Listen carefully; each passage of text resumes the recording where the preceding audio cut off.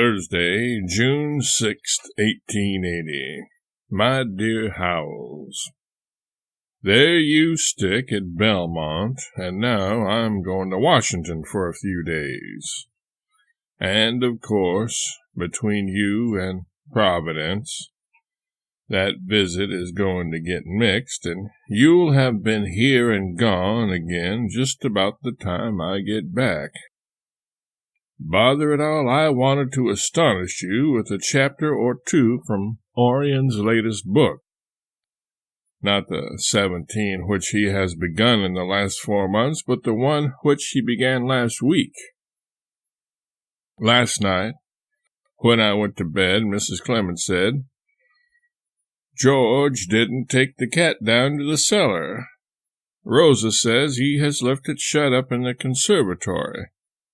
So I went down to attend to Abner, the cat. About 3 in the morning, Mrs. C. woke me and said, "I do believe I hear that cat in the drawing-room. What did you do with him?" I answered up with the confidence of a man who has managed to do the right thing for once, and said I opened the conservatory doors, took the library off the alarm, and spread everything open, so that there wasn't any obstruction between him and the cellar. Language wasn't capable of conveying this woman's disgust, but the sense of what she said was, he couldn't have done any harm in the conservatory, so you must go and make the entire house free to him and the burglars, imagining that he will prefer the coal bins to the drawing-room. If you had had Mr. Howells to help you, I should have admired but not been astonished, because I should know that together you would be equal to it. But how you managed to contrive such a stately blunder all by yourself is what I cannot understand.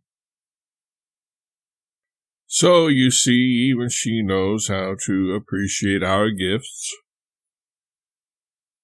Brisk times here. Saturday, these things happened. Our neighbor, Charles Smith, was stricken with heart disease and came near joining the majority. My publisher, Bliss, ditto.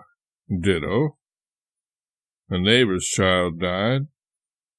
Neighbor Whitmore's 6th child added to his 5 other cases of measles. Neighbor Niles sent for and responded.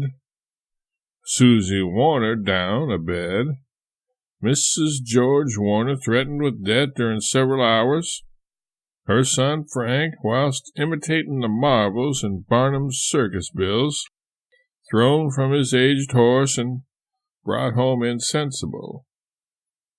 Warner's friend Max Yortzberg, shot in the back by a locomotive and broken into 32 distinct pieces and his life threatened. And Mrs. Clemens, after writing all these cheerful things to Clara Spaulding, taken at midnight. And if the doctor had not been pretty prompt, the contemplated Clemens would have called before his apartments were ready. However, everybody is all right now, except Yortzberg, and he is mending. That is, he is being mended.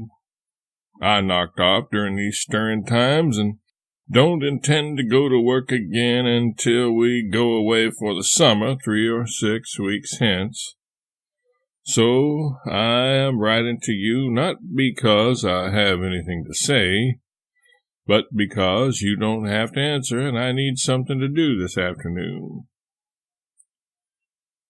I have a letter from a congressman this morning. He says Congress couldn't be persuaded to bother about Canadian pirates at a time like this, when all legislation must have a political and presidential bearing, else Congress won't look at it. So have changed my mind and my course. I go north to kill a pirate. I must procure repose some way, else I cannot get down to work again. Pray offer my most sincere and respectful approval to the President. Is approval the proper word? I find it is the one I most value here in the household and seldomest get. With our affection to you both, yours ever, Mark.